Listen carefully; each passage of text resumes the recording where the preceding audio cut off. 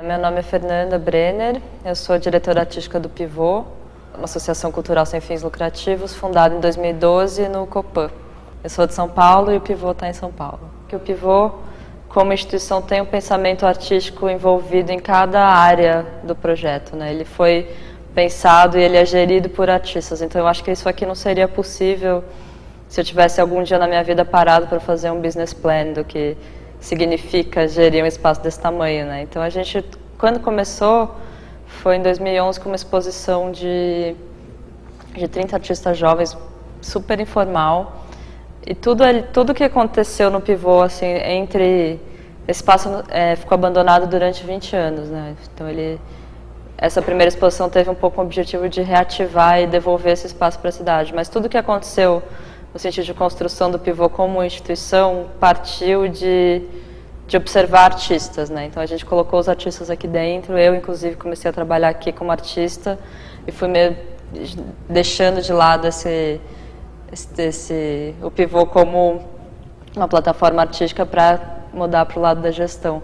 Mas tudo que a gente fez aqui sempre foi a partir de uma demanda dos artistas, né? Muito em conversa, de entender o que faltava, o que é espaço de ateliê, é um espaço de exposição, é residência, é troca, né? Então todos os programas do Pivô e todo o crescimento partiu muito desse diálogo constante com o artista. Então ele tem um tempo muito específico, no sentido de que hoje em dia, como pensamento de programação, o que a gente sempre tenta fazer é propor aos artistas que eles façam aqui uma coisa que eles muito dificilmente fariam em outros lugares, né? Considero a coisa mais difícil que você pode ter num projeto artístico é tempo, um espaço de qualidade, interlocução de qualidade, um orçamento decente, né? Isso aqui é tudo que a gente tenta prover, nem sempre a gente consegue, mas esse é um objetivo. Então o artista trabalhando aqui, a gente tenta que caia num ambiente que não seja só um lugar que ele traz um trabalho e instala, né? Então todos os projetos aqui têm uma natureza mais processual, tem uma reação ao contexto, não só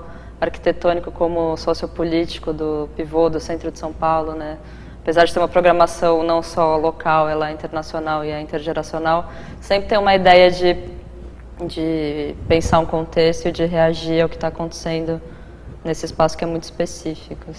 O Pivô, acho que a primeira coisa que é importante falar do Pivô é que a gente tenta um pouco ocupar um espaço que está entre a galeria comercial e a instituição pública, né, um museu ou uma instituição mais estabelecida praticamente, assim, né?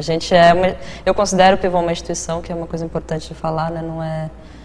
E como a instituição tem missão, eu acredito que a nossa missão seja justamente repensar o que significa um modelo institucional para esse contexto específico, né, que é artes visuais em São Paulo em 2015.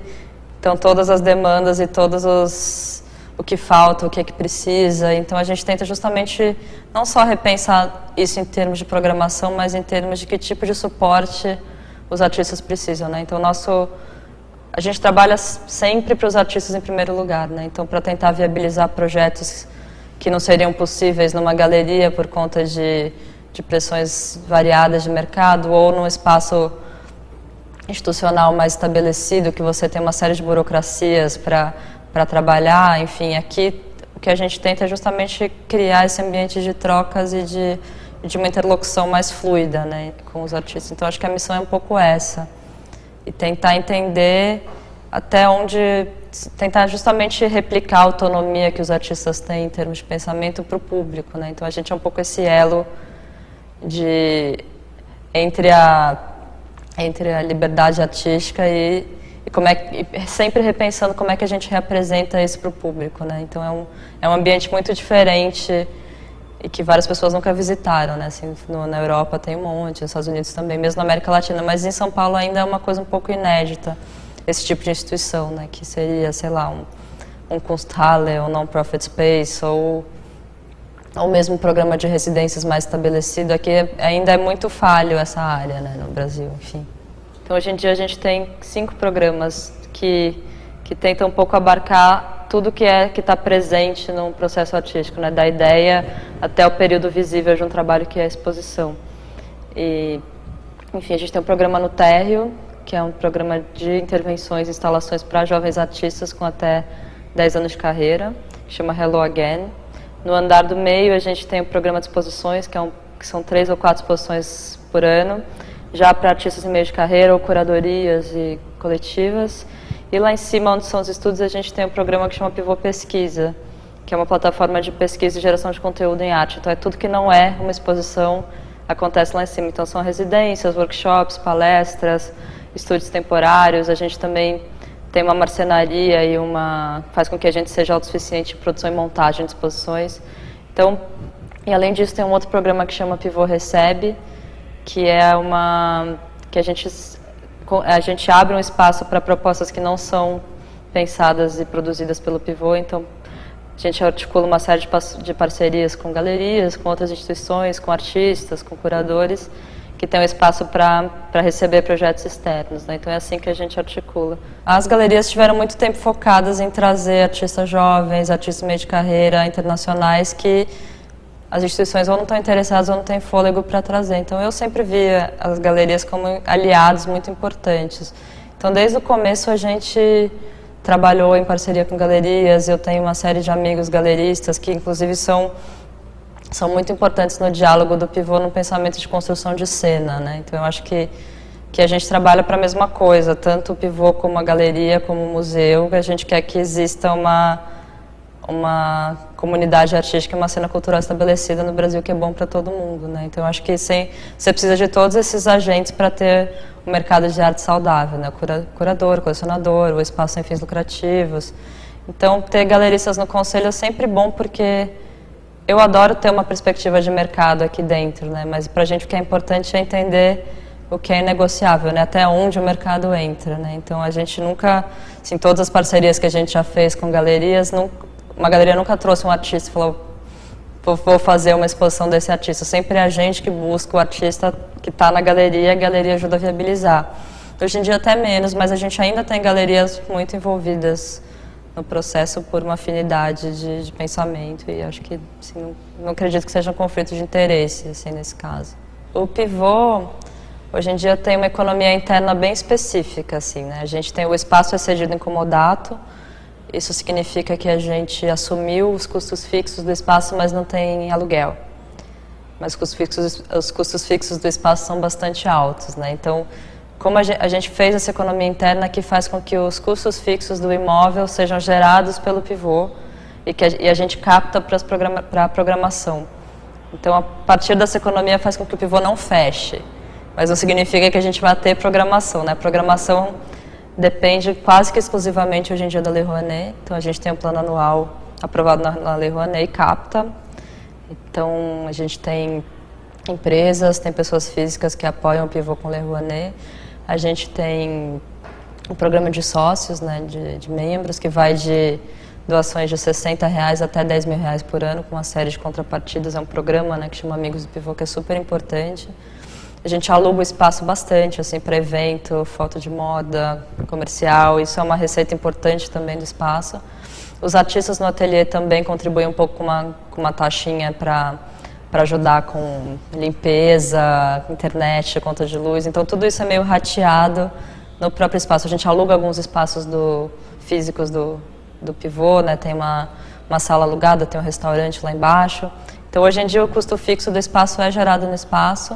E a equipe também é paga pelo espaço. E a programação é Lei Rouanet, PROAC, e assim que funciona. Bom, a Lei Rouanet talvez seja o mecanismo mais usado de financiamento de cultura no Brasil, que é uma lei que o Ministério da Cultura autoriza projetos a buscarem empresas e pessoas físicas que redirecionam uma parte do imposto de renda para a cultura, né? Então, dependendo se é 6% ou 10%, dependendo se é pessoa física ou empresa. O PROAC é do Estado, e o PROAC tem 2 tipos de PROAC, né? Tem o que é a isenção de ICMS e tem o PROAC que são os editais.